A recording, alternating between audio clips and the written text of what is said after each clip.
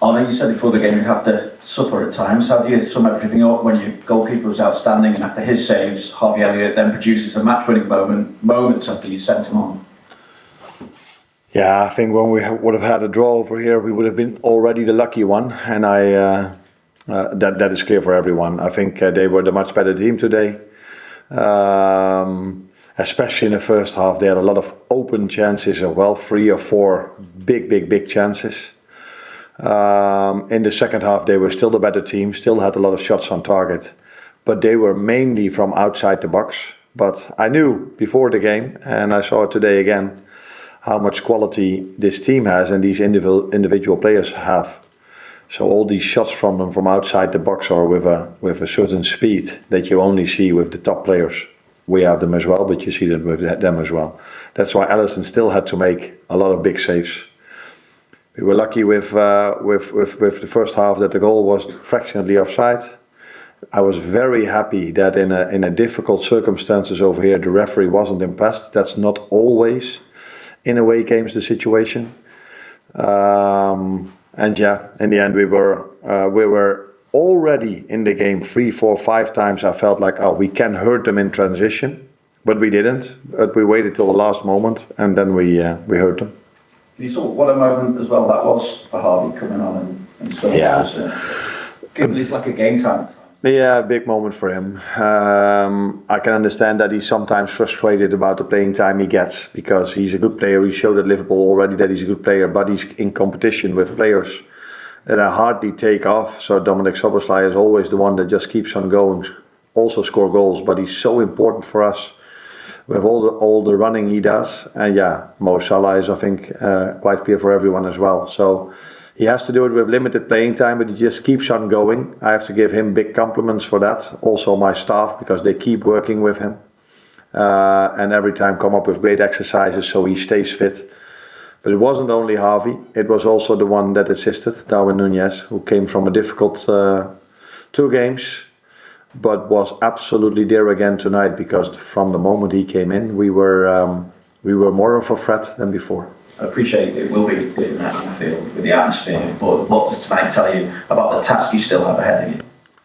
Now, what it tells me is that we are of course 1-0 win. If you have seen the game, it's a very good result for us. But we also felt the quality of Paris Saint-Germain. I knew it before. They've won 10 times in a row, scored goal after goal after goal, incredible pace with the wingers. So every underlying stat shows you that they are the best team in the Champions League. So we were the league table, won it, but they were in the underlying stats the best team. So I wasn't surprised that they were so good. So we're definitely going to need our fans in a week's time.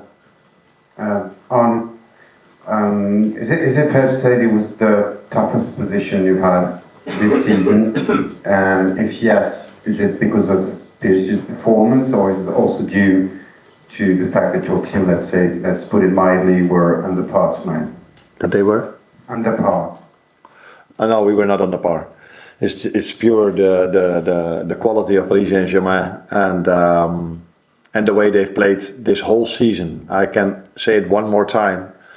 All the underlying stats show you that they were the best team in Europe till now, except for the league table. But they've had Arsenal, they've had Bayern Munich, they've played Atletico Madrid, and they've played Man City, and still have the best underlying stats.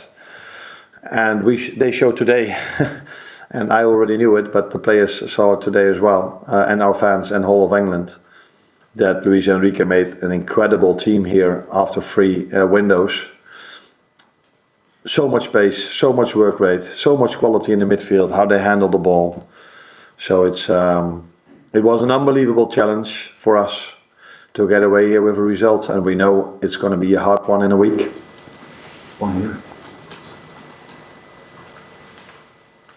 Bonsoir coach en français.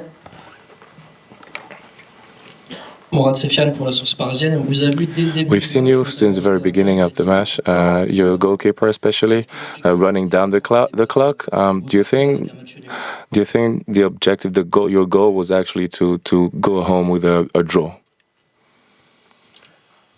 I think it's clear you are not used to let me say it in other words. I've played games this season where goalkeepers took much more time before they took a goal kick than we did tonight. Or with throw-ins, sometimes it takes a minute. But that is not for you to know, but for me to know. We've played many of these games. I didn't feel we were time wasting today. We just tried to play the game. It was clear that as the game passed by, a draw was the best possible result for us. But in the end, we were lucky to even get the win. But it didn't feel to me as if we were time delaying that much. Miguel.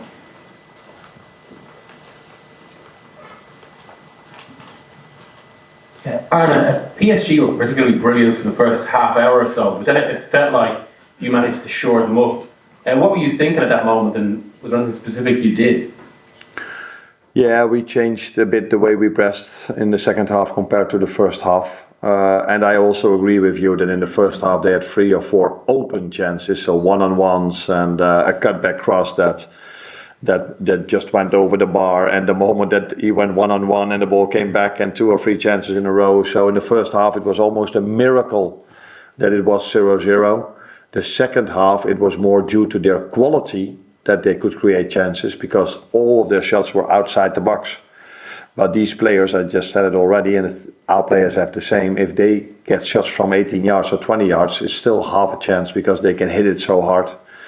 And that's why I think you saw 2 teams that have dominated their league. They're the French, us and England, playing against each other with so much quality involved in the game. But Paris Saint-Germain was by far the better team in ball possession than us.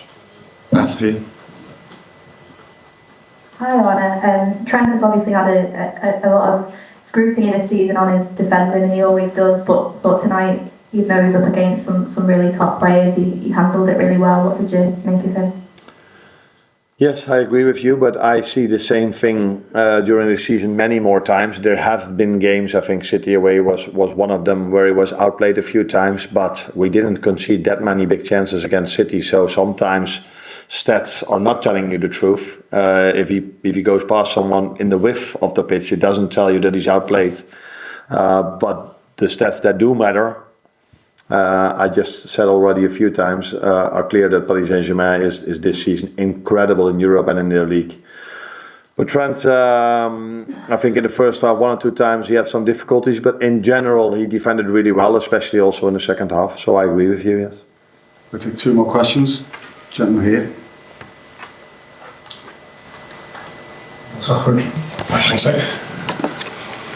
Good evening, coach.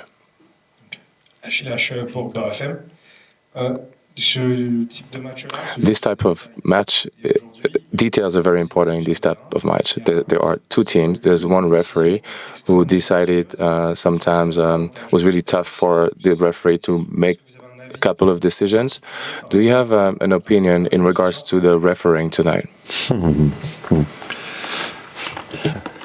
The big difference is between French and Netherlands and England is that you guys ask me questions about time delay and about referee decisions, where in England I have to talk about this myself, and I don't get these questions if we are disadvantaged. Is that the word to say? A lot.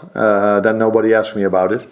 I just said that it's not easy for a referee if you are refereeing in a game like this where the fans are they are so there for the home team.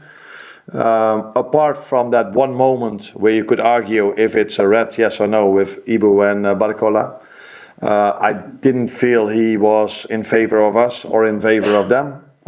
It was just a top referee that should be in a game like this. And I think if the referee would have blown his whistle, the VAR would not have overturned it. And now it was also clear for me that he should not have overturned it because it wasn't clearly wrong. And it is a big decision, that's true. And no, I'm not going to say what I want to say. Let's keep it like this. Final one at the back.